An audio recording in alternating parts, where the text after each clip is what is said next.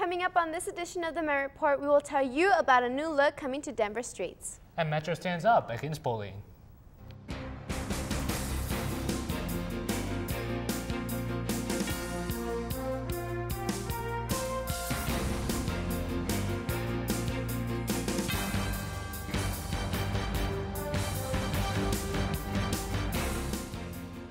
Welcome to this edition of the Met Report. I'm Peter Aragon. And I'm Sheila Compean.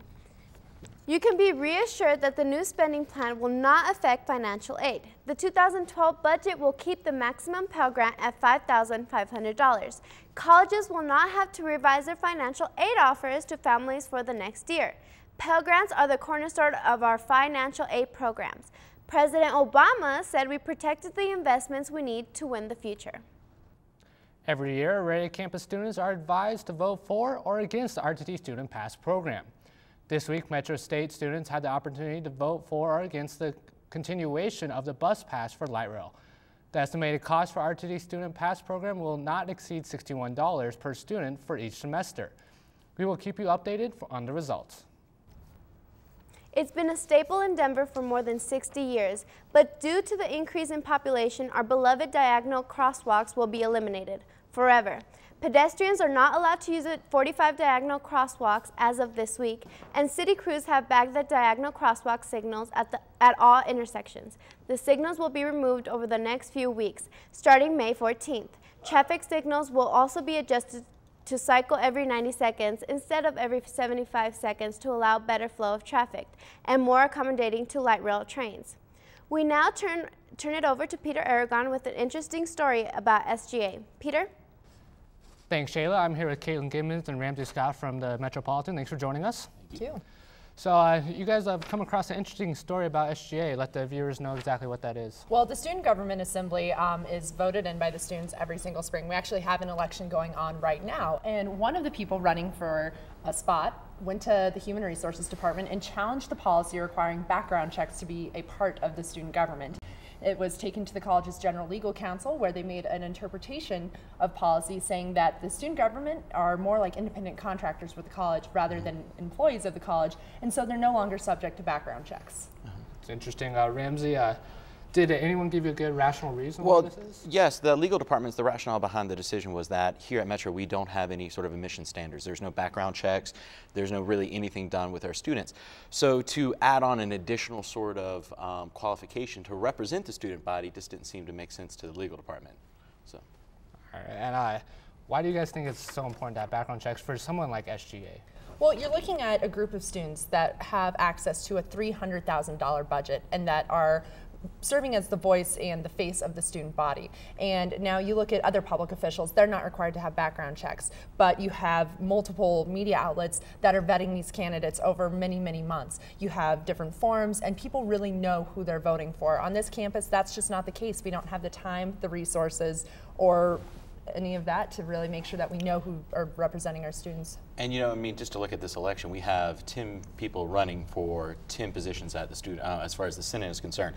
So all that person really needs to do is get 25 votes, including the vote they do for themselves, before they're elected. So with so many seats of up, yet without so many candidates running, it's very important that these people really are vetted out, just in case, because you know, it's those 24 people can make an uninformed decision, and before they know it, they've made a really big mistake. All right, well, thank you folks for joining us, and definitely keep us updated, please. We will look for online at the metrostudentmedia.com and in the Metropolitan for an update. Yep. All right, thank you very much. Thank Sheila, you. back to you. Thanks, Peter. Coming up after the break, we have some tips to help relieve stress during finals.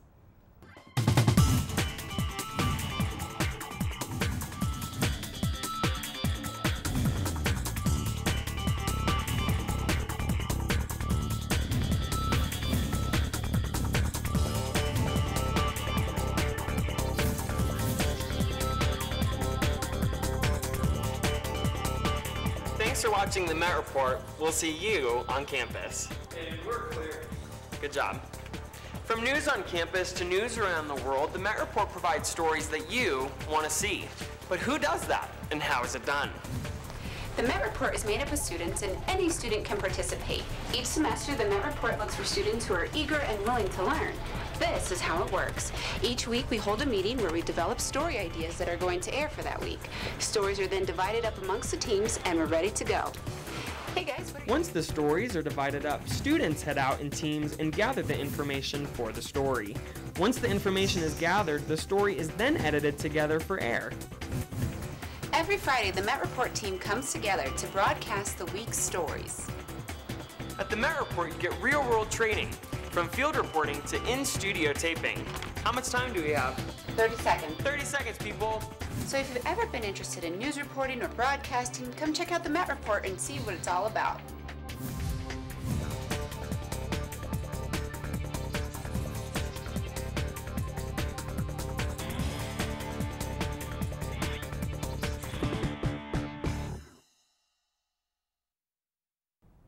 Welcome back. It's that time of year and finals are upon us, Metro. Met reporter's Lika Bryant has tips for maintaining sanity during these last few weeks. The weeks leading up to finals can be stressful for many students. It is in this feeling of desperation that many wonder how they'll survive. Between balancing school, work, and a social life, students feel overwhelmed. When stress hits you and it all feels like too much, there are some options. Watch a funny YouTube video, like this one. A cat plays the piano.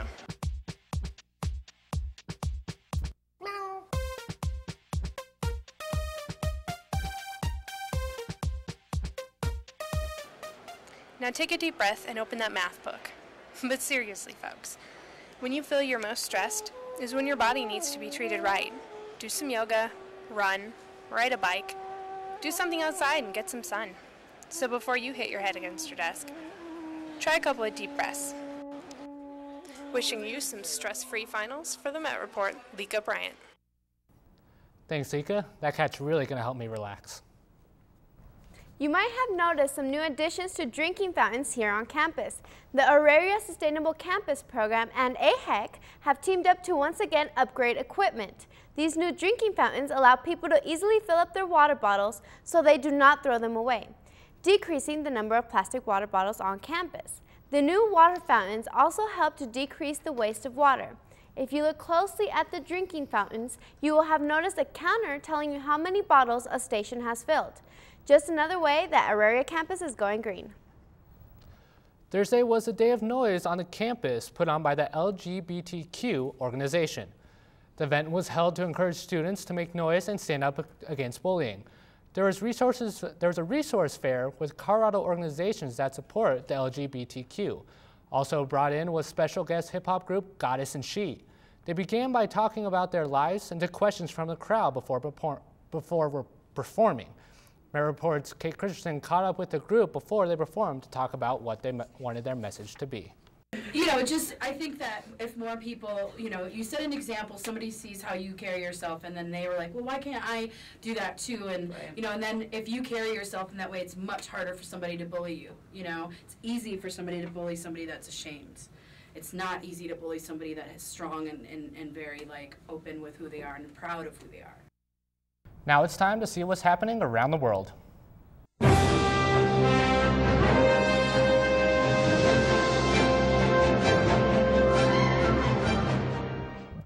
This past week, the whole nation had a scare when there was a threat of a government shutdown. This shutdown would affect our nation's parks, payments for military families, and Americans getting their income tax refunds on time. At the last second, though, President Obama, the House, and the Senate came to an agreement that nobody loved but everyone could live with. With the new agreement, there's $39 billion less than last year for the rest of 2011 spending. It's also $79 billion less than what President Obama wanted for this year. Some parts that will not be part of the agreement is funding for Planned Parenthood and the EPA regulations of greenhouse gases linked to global warming. Police are currently looking for a man in Anshan City in northeast China who is suspected of killing 10 people, including his wife, father, and son. The 10 bodies were found at the 33-year-old man's bathhouse and car wash. The wing of an Airbus A380, the world's biggest commercial passenger jet, clipped the tail of another plane while taxiing to depart from JFK Airport on Monday night. Video of the collision shows the wing of the much larger Air France jet clipping the back of the commuter jet, turning it almost a full 90 degrees. Federal investigators suspect that traffic congestion could be the cause for the collision between the jumbo jet and the smaller commuter jet. The National Transportation Safety Board is expected to look at the traffic control tapes and flight data recording information as they investigate the collision. All of the passengers were evacuated safely and no one was injured. A river swollen with heavy rains is being blamed for sweeping a passenger bus off a highway in Colombia's mountainous northwest, killing at least 16 people and leaving 4 others missing on Wednesday. Local Red Cross director Juan Manuel Osario says the bus with 20 people on board was ripped apart by rocks and mud from the river it crashed into. No survivors have been found. Conflict continues in Libya this week, but the United States, Britain, and France are pledging to keep up their military campaign until leader Gaddafi leaves. In a joint declaration, President Obama, Prime Minister David Cameron, and French President Nicolas Sarkozy say they will not stop the campaign and that they remain united as long as Gaddafi remains in power. NATO and its partners must keep up their operations to protect civilians and increase pressure on Gaddafi. After a run that lasted more than 86 years combined, ABC announced that they will be canceling the soap operas All My Children and One Life to Live. ABC plans to replace the shows with a cooking show called The Chew and another show called The Revolution about healthy living. The last air date for All My Children will be September 2011, and for the One Life to Live will be in January 2012. We talked about some canceled soap operas, but now our friend Rosario Chavarria is here to catch us up with the rest of Hollywood. Rosario? Hey there, Metro. Welcome to this week's edition of Entertainment. I'm Rosario Chavarria Valdez. Golly, we have a lot to talk about this week, and I'm prepared to give you the 411 on all our Hollywood favorites. They are crazy, but you like them. Locos, locos, locos. But sometimes we don't realize just how hard their lives could be, as many of them have expressed in the past. Let's start with the royal wedding. The royal bride-to-be is under a worldwide spotlight leading up to her April 29 wedding to Prince William. Much of the focus is on fashion and what she will be wearing on her big day. Too bad only 2 billion people may be watching that day, according to British minister. Meanwhile, Harry Potter's Emma Watson expressed her sympathy for Kate Middleton. Quote, "Poor girl, that must be an incredible amount of pressure. I hope she's enjoying it. Must be intense." Unquote. Oh yes, the life of a celebrity is so hard. And it looks like Watson's co-star Bonnie Wright, aka Jenny Weasley of Harry Potter fame, is newly engaged to fellow British thespian from Twilight, Jamie Campbell Bower. A vampire and a wizard couple? Their babies would be called Wizpires. Speaking of babies, let's talk about our Hollywood sexy mamas. Sexy Latina mommy Jennifer Lopez was just named the world's most beautiful woman at the age of 41 by People magazine. Tori Spelling announced she is pregnant with her 3rd baby, and Tina Fey is preggers with her 2nd child. Congrats to the baby mamas. Moving on, Michael Douglas was not the only one facing some dark days this year. His wife, Catherine Zeta-Jones, checked herself into a mental hospital to treat her bipolar disorder. But she says she is feeling great and looking forward to working on her 2 upcoming films. Scream 4 is in theaters now, back to terrify you again, but thank goodness the screaming is not between the exes. Though Courtney Cox and David Arquette are no longer together during the premiere, they both showed respect and the best of wishes towards each other. You have to admire that, people, because if that was me and my ex, there would have been a lot more screaming, mostly done by me. Now, last but not least, Ashley Tisdale officially dropped her teen image along with her clothes. Could she be following her High School Musical co-star Vanessa Hudgens? Nope. She let it all hang out for Allure magazine, and let me tell you, no one is mad at her, not even Mickey, because she's a young woman, and if she looks good naked, well, go right ahead. That's all for entertainment this week. I'm Rosario Chavarria Valdez, bringing you all the juicy gossip. Back to you guys at the desk. Thanks, Rosario. I can't believe Jennifer Lopez won that title. I think she deserves it, don't you? She does deserve it. She always looks great. All the guys would say that, though. Of course. Ben Smith joins us. And Ben, what's going on in the world of sports? Well, it's been quite busy as of late for the Roadrunners, as it seems that almost every team played last week for Metro. We're in the thick of the tennis season right now, and both men's and women's team are putting on quite a show. The Metro State Roadrunners played Kearney, Nebraska on Thursday at the Gates Tennis Center. Number 1 in women's singles, Metro player Alicia Holm lost to her opponent, Kearney's Victoria Gunna, won 6-3, 6-3 on Thursday. However, in number 3 singles, Nikki Amos, who had her work cut out for her, was able to defeat Kearney's Nicola Messberger. It was 4-4 going into the final match, with the women's team hoping for just one more victory. The tiebreaker goes to Kearney, as the doubles team of Kamas and Shaw suffer a heartbreaking loss to the Lopers with a score of 8-3. Metro State walked away with an overall record of 7-8 with 2-2 in RMAC. The Roadrunners currently rank 3rd in the Central Region. In men's tennis, excitement grows as Mark Miner pumps up his team for the upcoming match against the tough Lopers. In team doubles, the number 1 combo of Lucio Cangio and Adrian Delvaux play Kearney's Raymond and Nadella. The first set was a close match with a final score of 9-8. However, the second set goes to Kearney with a final score of 7-3. And in singles, number 2 Ross Galena takes on Nebraska's number 2 Yeswant Nadella at what proves to be several close matches. After making an admirable effort, Galena loses to Nadella, causing the Roadrunners to fall to number 4 in the Central Region rankings. Moving on to the Roadrunners track and field, Metro has a series of firsts at the CU Invitational in Boulder, with several broken records for both the men and women's teams. Senior Brandon Johnson becomes the first Roadrunner to get a provisional qualifying mark this season in the 15,000 event. Derek Friorni has several personal bests in both the 400 and the 200. The Metro State Junior even placed 2nd out of 38 in the 200. And finally, distance runner Craig Kleiner broke the school record in the 3K meter event previously held by Zach Mayers. In women's track and field, several Roadrunners had big days, including junior Carissa Sinda, placing 10th out of 38 competitors in the 800. Sinda, putting on quite a performance, sets the best time of the season for Metro State, besting the previous time by a whopping 7 seconds. A second athlete who had a good day was that of Kristen Yarkowski, who got first place in the 15K. It all came down to the ending, with Kristen just barely beating the competitor from CSU Pueblo. All in all, quite a day for the Metro State track team. Metro baseball has been hot as of late, and that includes pitcher Bradshaw Perry, who has had 3 complete games this season, actually make that 4, as Metro started a 4-game series against New Mexico Highlands. Perry threw his 3rd consecutive complete game in a defensive battle against the Cowboys. He only allowed 1 hit in 7 innings. The Runners had a better offense that day, as both David Kaplan and David Pfau had RBI singles. And they would have had more, but they stranded 3 runners in the last 3 innings. The men took the other 3 games in the series, winning 18-8, 11-8, and 7-1, improving to 20-8 overall and 16-7 in the RMAC. The softball team has been playing just as well as the baseball team as of late.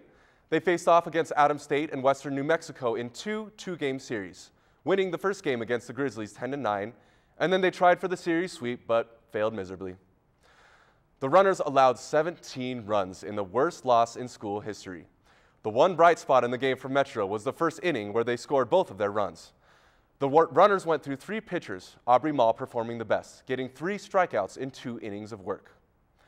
Before the lopsided loss to the Grizzlies, the Runners swept Western New Mexico 7-4 in 11 innings and 2-1 in the second game. The women have an overall record of 24-11 and 19-8 in the RMAC. That really sucks for the women's team to lose by that much, by 17 runs. Wow. And but congratulations to the track team on all those records. It's really cool that they broke all those records. It's really great. Quite an exciting week for the track team. Definitely. With the new school year comes new opportunities, and the Met Report is looking for new people to join for next year. We will be holding auditions April 24th from 11 to 2 in Studio A, which is located right behind the library. Message us on Facebook or email metreport@gmail.com if you have any questions. Really hope a lot of people do come to those auditions. It'd be really great to see. That would be great. We need a lot of help. That's going to do it for us. For everyone here at the Met Report, for Ben Smith, Sheila Compean, I'm Peter Aragon. Thanks for watching us, and we'll see you on campus.